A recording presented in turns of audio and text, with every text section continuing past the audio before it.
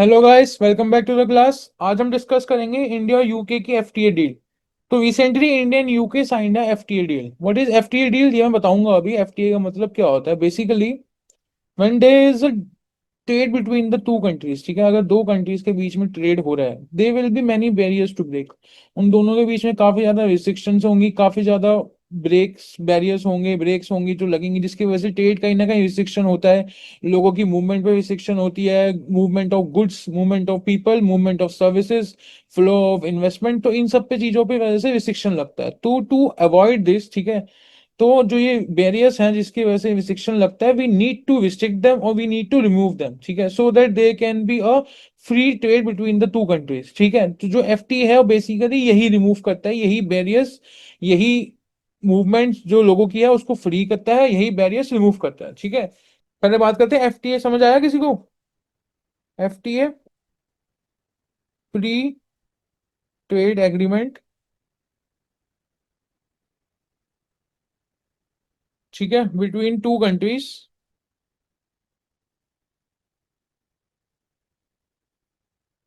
Which will remove और restrict the barriers. ठीक है, क्लियर गाइस? जो दो कंट्रीज हैं उनके बीच में, to allow free flow of people, free flow of goods, free flow of services and let the investments come to that country, we need to have a free trade agreement, जिसकी वजह से दोनों countries के बीच में trade easy होगा और दोनों countries को ही बेनिफिट होगा। ठीक है, तो जो ये बैरियर्स होते हैं ये बेसिकली दो तरह के होते हैं। कोई बता सकते हैं दो तरह के बैरियर कौन से होते हैं? एनीबडी?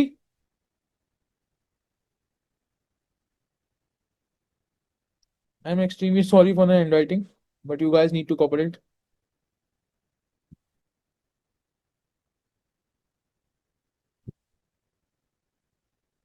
जो पहला आ गया वो हो गया टैरिफ। टैरिफ पता है? टैरिफ तो पता होगा। Tariff is basically tax.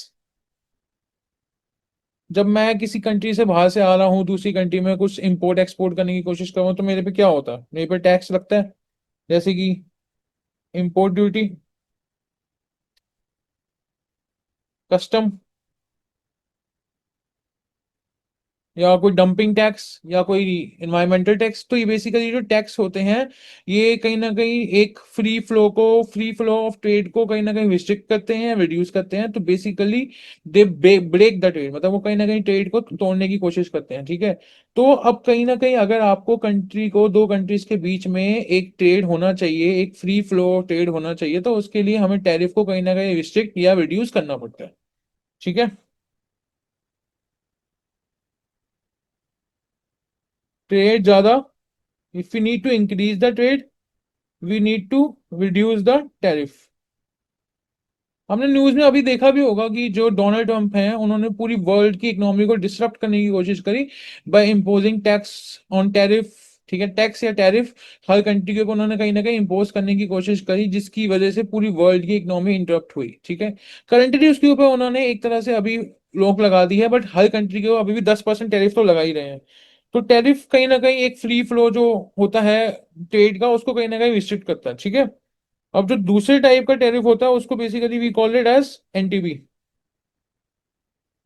Non tariff barrier. Any barrier another than tariff, any barrier another than tariff is called as non tariff barrier. ठीक है, जैसे अब किसी कंट्री के कुछ लॉज और पॉलिसी हैं जिसकी वजह से ट्रेड नहीं हो पा रहा है, तो वो भी वो एनटीबी के अंदर आएगा। ठीक है, लॉस या एनी पॉलिसीज या लैक ऑफ इंफ्रास्ट्रक्चर,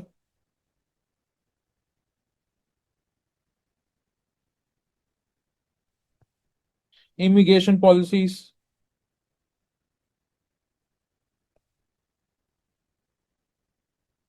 अब मानो कि जैसे एक कंट्री है, अब हमें उस कंट्री के अंदर कोई चीज इंपोर्ट करनी है, बट वहां की कंट्री ने उसके ऊपर बैन लगा रखा है, ऐसे लॉज और पॉलिसीज हैं या एनवायरमेंटल लॉज हैं जिसकी वजह से काम पूर्ण नहीं हो पा रहा, तो उसकी वजह से कहीं ना कहीं, उसकी वजह से कहीं ना कहीं आगे जाके कंट्रीज के बीच में जो ट्रेड होता है उसको रिस्ट्रिक्शन आएगी आएगी। तो उसको रिड्यूस करने के लिए we need to have a free trade agreement, ठीक है। अब दूसरा आता है lack of infrastructure. For example, हमें भूटान से कुछ मंगाना है। जब हमें भूटान से कुछ मंगाना है तो बीच में हमें बाय रोड मंगाना है, बट वहाँ बीच में लैक ऑफ इंफ्रास्ट्रक्चर है, कनेक्टिविटी ही नहीं है, रोड बनी ही नहीं हुई, तो हम कैसे कर पाएंगे? बेसिकली लैक ऑफ इंफ्रास्ट्रक्चर की वजह से भी कहीं ना कहीं बैरियर आता है लोगों का। बीच में ट्रेड जो होता है, ट्रेड कहीं ना कहीं रुकता है, तो lack of infrastructure is also contribute towards the barrier, ठीक है। और उसके बाद आता है इमिग्रेशन पॉलिसी। अब फॉर एग्जाम्पल, अगर मुझे किसी कंट्री से हमें लेबर इंपोर्ट करनी है, हम चाहते हैं कि वहां से लेबर आके यहाँ पे काम करे, बट वहाँ की स्किल लेबर यहाँ पे आके काम करे, बट कंट्री के लॉज ऐसे, इमिग्रेशन पॉलिसीज इतनी टफ है, तो वहां से कोई भी या नहीं आ पाएगा। उस रीजन की वजह से इमिग्रेशन पॉलिसी भी कहीं ना कहीं कंट्रीब्यूट करती है टुवर्ड्स द बैरियर्स, ठीक है गाइस। नेक्स्ट पे चले। हम्म। तो एफटीए क्या करेगा? एफटीए विल बेसिकली रिस्ट्रिक्ट और रिमूव द टैरिफ और बैरियर, ठीक है। यहां तक समझ आया सबको? अब आते हैं कि इसके सिग्निफिकेंस के ऊपर। अब इंडिया और यूके के बीच में क्या हुआ? इंडिया और यूके के बीच में एक डील साइन हुई, एक एफटीए डील साइन गई। अब जो ये डील थी इंडिया और यूके के बीच में, बेसिकली ये 2022 से इसके ऊपर नेगोशिएशन चल रहे थे, 2022 से, और साइन कब हुई है? 2025 के अंदर जाके। तो बेसिकली जो ये हार्ड वर्क है, नेगोशिएशन है, ये 3 साल चली है, तब जाके ये डील साइन हो पाई है। तो इसकी सिग्निफिकेंस क्या होगी? हम ना एक मेंस के आंसर के पर्सपेक्टिव के हिसाब से चलेंगे। पहले जैसे हमने इंट्रोडक्शन लिया कि एफटीए होता क्या है, दोनों कंट्रीज की नेगोशिएशन 2022 से स्टार्ट हुई थी। It took more than 3 years, ठीक है, इस नेगोशिएशन में पहुंचने के लिए। अब उसके बाद इसकी सिग्निफिकेंस आते हैं कि इसकी सिग्निफिकेंस क्या है। What is the significance of UK, India UK FTA deal, ठीक है। अब बेसिकली दोनों जो कंट्रीज हैं उन्होंने गोल सेट किया है, goal to reach 25.5 billion pounds, ठीक है, बाय 2040। मतलब 2040 तक जो भी दोनों कंट्रीज का ट्रेड है उसको 25.5 बिलियन पाउंड से इंक्रीज किया जाएगा एवरी ईयर। मतलब काफी ज्यादा एम्बिशियस गोल है, ठीक है। 2040 से 25.5 बिलियन पाउंड्स एवरी ईयर का ट्रेड इंक्रीज किया जाएगा, ठीक है, बाय 2040। अभी जो ट्रेड है दोनों कंट्रीज के बीच में currently, it stand at 42.6 million, sorry billion, 42.6 billion pounds, तो 2024 में था, ठीक है। मतलब अभी भी काफी अच्छा है, बट आने वाले 2040 तक इसको 25.5 बिलियन एवरी ईयर इंक्रीज किया जाएगा। अब इसमें से यूके ने जो इंडिया से एक्सपोर्ट किया वो था 17.1 बिलियन, 17.1 बिलियन। और जो यूके ने इंडिया से इंपोर्ट किया वो था 25.5 बिलियन, ये बेसिकली इंपोर्ट किया, ठीक है। तो मतलब कि इससे आप अंदाजा लगा लो कि इससे दोनों कंट्रीज कितना अच्छा एम्बिशियस एक गोल सेट किया है कि we will increase the amount by 25.5 billion pounds every year after 2040, ठीक है। अब इसके अंदर दोनों कंट्रीज को एक अच्छी अपॉर्चुनिटी मिलती है, दिस प्रोवाइड ग्रेट अपॉर्चुनिटी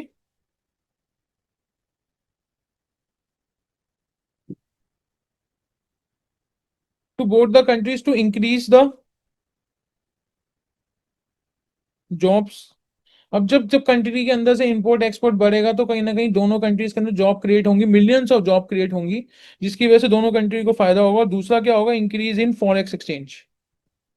जब इंपोर्ट एक्सपोर्ट बढ़ेगा तो कहीं ना कहीं जो बाहरी विदेशी मुद्रा है वो भी, फॉरेक्स एक्सचेंज वो भी कहीं ना कहीं इंक्रीज होगा ही होगा, ठीक है। जब ब्री एग्जिट हुआ, यानी कि 2016 के अंदर जब ब्रिटेन ने, यूरोपियन यूनियन ने एग्जिट से बात शुरू हुई, और 2020 के अंदर जब फॉर्मली हुआ, तब ब्रिटेन का काफी भारी नुकसान हुआ था, क्योंकि यूरोपियन यूनियन की मार्केट पूरी पूरी कहीं ना कहीं उनके हाथ से चली गई थी। तो उसके बाद से उनको एक अच्छी बड़ी मार्केट की कहीं ना कहीं जरूरत थी, तो वो मार्केट उसको कहीं ना कहीं इंडिया के रूप में मिली, ठीक है। तो basically it help Britain also, it help India, तो हेल्प हुई हुई, बट कहीं ना कहीं ब्रिटेन की भी हेल्प हुई। तो फॉर्मली आफ्टर ब्री एग्जिट के बाद,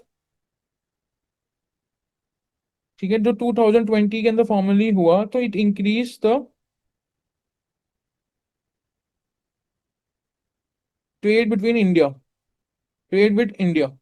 ठीक है, तो करंटली अगर आप देखे जाए 2024 के अंदर India was the 11th largest trader of the Britain.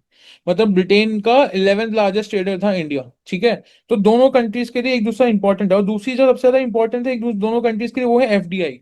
ठीक है, एफडीआई के अंदर इंडिया के अंदर सिक्स लार्जेस्ट जो इन्वेस्टर है वो कहीं ना कहीं ब्रिटेन है। तो इंडिया के लिए भी ब्रिटेन बहुत ज्यादा इंपॉर्टेंट है, बट ऐसा नहीं है कि इंडिया पीछे है। ठीक है, अगर सिक्स लार्जेस्ट ब्रिटेन है, तो इंडिया के अंदर जो सेकंड लार्जेस्ट, जो सॉरी ब्रिटेन के अंदर सेकंड लार्जेस्ट है वो इंडिया है। मतलब India is the second largest investor in Britain. वो अब आप इंफोसिस हो, टीसीएस, बिरला, तो बेसिकली ये जो कंट्री, ये जो हमारे देश की कंपनियां हैं, ये कहीं ना कहीं वहां जाके मिलियंस ऑफ जॉब क्रिएट करती हैं ब्रिटेन के अंदर। तो वो कहीं ना कहीं दोनों कंट्रीज को बहुत ज्यादा फायदा होता ही होता है। तो इंडिया अगर सेकंड लार्जेस्ट इन्वेस्टर है ब्रिटेन के अंदर, तो दोनों कंट्रीज को एफडीआई के अंदर कहीं ना कहीं बहुत ज्यादा हेल्प मिलती है। अब नेक्स्ट पे आते हैं कि इसके की पॉइंट्स क्या हैं। ठीक है, की पॉइंट्स क्या है बेसिकली। अभी तक हमने सिग्निफिकेंस पढ़ लिया, इंट्रोडक्शन पढ़ लिया, अब एफटीए के की पॉइंट्स क्या थे। Many of people would you know that Britain, आपने सुना होगा ना स्कॉटिश विस्की, ब्रिटेन की विस्की। सुनना नहीं चाहिए पर सुना होगा काफियों ने। जो ब्रिटेन है वो वर्ल्ड का सबसे अच्छा, सबसे greatest producer of alcohol drinks है, स्पेशली विस्की एंड जिन। तो जब वो जो ब्रिटेन अगर इतनी अच्छी विस्की और जिन प्रोवाइड बनाता है, वहीं जो इंडिया है वो वर्ल्ड की सबसे बड़ी मार्केट है जिन की और विस्की की। ठीक है, जो इंडिया वर्ल्ड की सबसे बड़ी मार्केट है जिन की और विस्की की। तो इंडिया सबसे बड़ी अल्कोहल की डिपार्टमेंट मार्केट है पूरे वर्ल्ड के अंदर। तो ब्रिटेन को उससे अच्छा एक मार्केट नहीं मिल सकती। तो इंडिया ने क्या किया, जो उनका 150% उनके ऊपर टैरिफ था, वो बेसिकली रिड्यूस कर दिया 75% पे। और gradually it will be come down to 40% in coming years. ठीक है, जो 150% टैरिफ था अल्कोहलिक ड्रिंक्स पे जो ब्रिटेन से इंडिया आती थी, उसको रिड्यूस करके 75% कर दिया, और ग्रेजुअली 40% पे उसको ले जाएंगे। तो कहीं ना कहीं ये दोनों कंट्रीज को हेल्प करेगी, पर ब्रिटेन को बहुत ज्यादा हेल्प करेगी। It will help the British alcoholic producers so that they will get a great market. ठीक है, और उसके बाद आते हैं ऑटोमोटिव के ऊपर। जो कहीं ना कहीं ब्रिटेन की जो ऑटोमेटिव मोबाइल इंडस्ट्री है, ऑटोमेटिव यानी कि जो उनकी ऑटोमोबाइल की इंडस्ट्री है, उसके ऊपर इंडिया के ऊपर पहले 100% से ऊपर टैरिफ था। अब गवर्नमेंट ने वो कम करके 10% पे ले आए हैं, और ग्रेजुअली उसको लेस देन 10% हो जाएगा इन कमिंग ईयर्स। तो ये सोचो कि जो ब्रिटेन की जो ऑटोमोबाइल कंपनी है उनके लिए इंडिया कितनी बड़ी मार्केट बनेगी जब वो इंडिया के अंदर आएंगे। ठीक है, तो बेसिकली क्या क्या हुआ, जो ब्रिटिश अल्कोहलिक बेवरेजेस के ऊपर 150% जो टैक्स था, उसको टैरिफ था, उसको डिक्रीज करके 75% पे लेके आए। और in coming years it will be come down to 40%। और साथ में जो ऑटोमोबाइल इंडस्ट्रीज थी जिसके ऊपर 100% से ऊपर टैरिफ था, उसको हम 10% पे लेके आ गए। ठीक है, और नेक्स्ट क्या होता है कि many more industries such as cosmetics, aerospace, lamb यानी कि मीट और medical devices, electrical machinery, soft drinks, chocolate and biscuits, इन सब की जो मार्केट थी वो ब्रिटेन की इंडिया के अंदर बहुत बड़ी मार्केट है। तो बेसिकली इन्होंने इसके अंदर से इंडिया ने सबका टैरिफ कम कर दिया। ठीक है, जिस will it will benefit UK. ठीक है, अब यूके का बेनिफिट हुआ बेसिकली, अब इंडिया को क्या बेनिफिट हुआ, इंडिया को इससे क्या मिलेगा। इंडिया को जो पहले से ही टैरिफ था ब्रिटेन के अंदर, या तो वो जीरो था और वेरी लेस। ठीक है, तो कहीं ना कहीं इंडिया का एक नेगेजिबल टैरिफ इंडिया के ऊपर लगता था, बट ये इंडिया के ऊपर हेल्प कैसे करेगा। ठीक है, तो how this will help India. India को इससे फायदा हुआ बेसिकली सर्विस सेक्टर में। जो इंडिया का सर्विस सेक्टर है यूके के अंदर, वो काफी ज्यादा एक बहुत बड़ा कंसर्न है इंडिया के लिए। क्योंकि जो इंडिया का सर्विस सेक्टर है, यहाँ तो वहाँ पे उनको कोई ना कोई दिक्कत है। तो जैसे वीजा की दिक्कत हो गई, या वहाँ जॉब्स नहीं है, तो इस वजह से कहीं ना कहीं इंडिया का सर्विस सेक्टर यूके के अंदर बहुत ज्यादा स्ट्रगल कर रहा है। आपकी या मेरी फैमिली में, हर किसी की फैमिली में कोई ना कोई एक बंदा ऐसा होगा जो यूके के अंदर लाखों रुपए लगा के पढ़ के आया होगा, बट कहीं ना कहीं उसको जॉब नहीं मिली। तो जॉब ना मिलने की वजह से उसको वापसी आना पड़ा। ठीक है, तो बेसिकली जो सर्विस सेक्टर हुआ इंडिया का यूके के अंदर, एक काफी बड़ा कंसर्न हुआ। अब इस डील के बाद, एफटीए डील साइन होने के बाद, बेसिकली जो इंडिया का यूके का सर्विस मार्केट है वो काफी ज्यादा एक्सप्लोर करेगी। ठीक है, चाहे वो एक आपका सॉफ्टवेयर कंपनी हो, ठीक है, चाहे वो आपकी लीगल सर्विस हो, चाहे वो मेडिकल सर्विस हो, चाहे वो एजुकेशनल सर्विस हो, आपको जो स्टार्टअप्स हैं उनको हेल्प मिलेगी, तो कहीं ना कहीं जाके इनको बहुत ज्यादा हेल्प मिलेगी, तो इंडिया का जो सर्विस मार्केट है वो कहीं ना कहीं काफी ज्यादा एक्सप्लोर करेगा। ठीक है। सर्विस सेक्टर हमारे लिए एक कंसर्न है यूके के अंदर, बट इट विल एक्सप्लोर, ठीक है, आफ्टर द यूएफटीए डील। ठीक है, क्योंकि इसके तो दूसरी चीज जो यूके ने बोली है इंडिया को कि they will increase the Kota of the वो वर्क वीजा। ठीक है, जो बेसिकली जो वर्क वीजा हमें जो मिलता है यूके के अंदर जाने के लिए, यूके उसका कोटा इंक्रीज करेगा। ठीक है, तो dedicated work visa for more Indians which will help Indians increase Kota of work visa for Indians. ठीक है, this will help Indians, this will help the service market, this will जो राइट स्किलफुल एक qualification है will help you get job in UK. तो basically जो बच्चे Indians वहां पे जाके पढ़ाई कर रहे हैं, वहां पे जाके उनको अपने सर्विस सेक्टर में अपनी प्रोफाइल के हिसाब से जॉब मिलेगी, तो वो कहीं ना कहीं इंडिया को एक वे में हेल्प ही करने वाली है। ठीक है, तो बेसिकली समझ आया क्या आपको एनालिसिस यहाँ तक? हमने अभी तक सिग्निफिकेंस पढ़ लिया, की पॉइंट्स पढ़ लिए। ठीक है, अब इसका लास्ट जो उस पे आते हैं वो आते हैं एनालिसिस पे। एक जो एक मेंस का आंसर राइटिंग है, जो उसका लास्ट स्टेप होगा वो कहीं ना कहीं एनालिसिस होगा। एनालिसिस। ठीक है गाइस, यहाँ तक समझ आया? कोई डाउट तो नहीं है? तो सबसे पहली बात हुई वो होगी टाइमिंग ऑफ द डील। ठीक है, इस समय यू नो दैट द ये पूरे वर्ल्ड के लिए काफी ज्यादा क्रिटिकल टाइम है, एज डोनाल्ड ट्रम्प ने पूरे वर्ल्ड की इकोनॉमी को डिस्टर्ब कर दिया है due to the new tariff policy of the America. ठीक है, तो उसकी वजह से पूरे वर्ल्ड कहीं ना कहीं एक तरह से इफेक्ट हुआ है, वर्ल्ड की इकोनॉमी नीचे आई है जब से डोनाल्ड ट्रंप ने पूरे वर्ल्ड के अंदर एक अपना जो उन्होंने टैरिफ लगाना शुरू किया। ठीक है, तो इसकी वजह से कहीं ना कहीं इसकी जो डील की टाइमिंग है दोनों कंट्री को काफी ज्यादा बेनिफिशियल होगा, काफी ज्यादा फायदा होगा। ठीक है, डोनाल्ड ट्रंप ने पूरे वर्ल्ड के अंदर टैरिफ लगवाया, बट वो कहीं ना कहीं टैरिफ पॉज तो कर दिया उसने अभी कुछ टाइम के लिए, बट कहीं ना कहीं 10% is still there, still on every country. हर कंट्री के ऊपर 10% टैरिफ तो अभी भी है ही। तो बेसिकली ये क्या होगा कि दोनों कंट्रीज को एक टाइमिंग ऑफ द डील वो काफी ज्यादा, जो इस डील की टाइमिंग है काफी ज्यादा क्रिटिकल है, तो कहीं ना कहीं दोनों कंट्रीज को इसमें हेल्प होगी एक दूसरे के साथ। ठीक है, जो दूसरी बात निकल के आती है,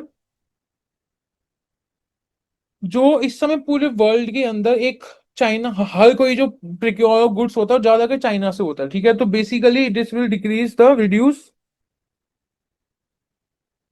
डिपेंडेंसी ऑन चाइना। ठीक है, तो we when we procure the goods and material from different country, तो चाइना के ऊपर डिपेंडेंसी कम होगी, और कहीं ना कहीं ये जो एक चाइना प्लस वन पॉलिसी होती है, चाइना प्लस वन, सुना आपने इसके बारे में? चाइना प्लस वन पॉलिसी क्या होती है? Basically China one per policy is to diversify away from China. Basically China से दूर होने के लिए, चाइना के माल प्रिक्योर ना करें, हम एक कंट्री को डिपेंडेंट ना रहे, तो उसके लिए चाइना प्लस वन पॉलिसी होती है, which we diversify away from China. ठीक है, डाइवर्सिफाई अवे फ्रॉम चाइना। ठीक है, टू प्रिक्योर की goods and material from other countries than China. तो बेसिकली क्या होगा, एक तो इस डील की टाइमिंग हुई जहां यूके यूएस ने पूरे वर्ल्ड के अंदर टैरिफ इंपोज किया, वहां कहीं ना कहीं इंडिया और यूके की डील एक दूसरे को हेल्प करेगी, जहां जितने भी नॉन यूएस नेशंस हैं वो basically they are looking for partners जहां पे वो डील कर सके, उनको ऐसी सच डील की जरूरत है, क्योंकि वर्ल्ड के ऊपर इस समय टैरिफ कोई भी भरना नहीं चाहता। तो ये एफटीए साइन हुई, तो इसकी टाइमिंग बहुत ज्यादा क्रिटिकल हुई। दूसरी बात ये आती है कि निकल के कि जो चाइना है वो चाइना के ऊपर जो डिपेंडेंसी है दोनों कंट्रीज की, यूके की और इंडिया की, वो कहीं ना कहीं कम होगी, China plus one policy follow हो पाएगी, इंप्लीमेंट हो पाएगी, which is to diversify away from China. ठीक है, अब उसके बाद जो लास्ट निकल के आते हैं कि जब जब ब्री एग्जिट हुआ 2020 के अंदर, 2016 के अंदर स्टार्ट हुआ, बट फॉर्मली 2020 के अंदर हुआ। ब्री एग्जिट होने के बाद बेसिकली जो यूएस यूके था, ठीक है, उनको एक काफी ज्यादा हैवी लॉस हुआ, क्योंकि जो यूरोपियन यूनियन की कॉमन मार्केट थी वो ब्रिटेन ब्रिटेन के हिसाब से यूके के हाथ से चली गई। ठीक है, जब उनके हाथ से चली गई तो एक काफी बड़ी मार्केट का लॉस हुआ। तो बेसिकली ब्रिटेन वाज डेस्परेट। ठीक है, ब्रिटेन एक डेस्परेट था, उसको एक बड़ी मार्केट चाहिए ही चाहिए थी, विच विल अब उसको इंडिया के रूप में बड़ी मार्केट मिली है, तो विच विल हेल्प लिखे ब्रिटेन। ठीक है, तो जो उसकी जो इकोनॉमी नीचे आई है उसको वापसी ठीक खड़ा करने में उसको कहीं ना कहीं इंडिया की मार्केट बहुत ज्यादा हेल्प करेगी। ठीक है, और यही कहीं ना कहीं this will also help the India. ठीक है, वर्कर्स एंड सर्विस सेक्टर। तो कहीं ना कहीं इंडिया के सर्विस सेक्टर को और ब्रिटेन के जो उनके हैवी लॉस हुआ दोनों को कहीं ना कहीं कंपनसेट करेगी, तो दोनों की एक दूसरे के लिए काफी ज्यादा हेल्प होगी। ठीक है, यहां तक समझ आया? ठीक है, अब जो अगर ये क्वेश्चंस निकल के आते हैं इंडिया यूके डील से, तो ये भी आता है कि इंडिया की दूसरी कंट्रीज के साथ कौन कौन सी ट्रेड डील की बात चल रही है। Trade deal with other countries. ठीक है, सबसे पहली जो इस समय जो एक ट्रेड डील चल रही है वो है यूरोपियन बीटीआईए। ठीक है, European union bilateral trade and investment. ठीक है, एग्रीमेंट जो हम नेगोशिएट कर रहे हैं यूरोपियन यूनियन से सिंस 2007, मतलब 18 साल से ऊपर हो चुके हैं इस डील को नेगोशिएट करते हैं, बट ये डील अभी तक साइन नहीं हो पाई। ठीक है, जो यूरोपियन यूनियन है उसकी मार्केट काफी ज्यादा बड़ी है, तो कहीं ना कहीं जो 2007 से हमारी उनके साथ नेगोशिएशन चल रही है अभी तक वो साइन नहीं हो पाई है। और दूसरी जो थी हमारी ट्रेड डील यूएस के साथ भी एक चल रही है, बातचीत चल रही है, नेगोशिएशन चल रहा है, ट्रेड डील विथ यूएस। तो यूएस ने जब से टैरिफ इंपोज किया है तो इंडिया ने टैरिफ को कम डाउन करने के लिए बेसिकली यूएस के साथ फ्री ट्रेड तो नहीं कह सकते, एफटीए तो नहीं है, बेसिकली ट्रेड डील वर्कआउट करने की कोशिश किया जा रहा है ताकि दोनों कंट्री नेगोशिएट कर सकें टैरिफ के ऊपर। ठीक है, अब ऐसे ही एक ट्रेड हमारी कनाडा के साथ भी चल रही थी, ट्रेड एफटीए के कनाडा के साथ साइन होने की बात भी चल रही थी, बट कनाडा के अंदर कहीं ना कहीं जब उन्होंने खालिस्तान को एक उनको प्रोवोक करने की कोशिश करी, खालिस्तान को अपना एक घर बनाने की जगह दी, खालिस्तान को उन्होंने प्रोटेक्ट किया, basically when you tie to hostile another country, तो उस कंट्री के साथ हम ट्रेड डील तो साइन तो कर ही नहीं सकते, इसलिए इसकी सस्पेंड हो गई है। इसके अलावा हमारी ऑस्ट्रेलिया के साथ बातचीत चल रही थी ट्रेड डील एफटीए के लिए, न्यूजीलैंड के साथ बातचीत चल रही थी एफटीए के लिए, तो जब जब वो साइन होगी we will update you on that. ठीक है, तो बेसिकली ये था इंडिया यूके एफटीए। ठीक है, तो आज हमने क्या पढ़ा basically, we study about the India UK FTA, जिसके अंदर हमने एक उसका पूरा एक पहले हमने एनालिसिस स्टार्टिंग की हमने किया इंट्रोडक्शन से, जहां हमने एफटीए समझा, फिर उसका हमने की पॉइंट समझे, सिग्निफिकेंस समझी, और लास्ट में एनालिसिस किया। तो आपका इंडिया यूके एफटीए के ऊपर पूरा एक आंसर कंप्लीट होता है। Okay guys, thank you, see you soon.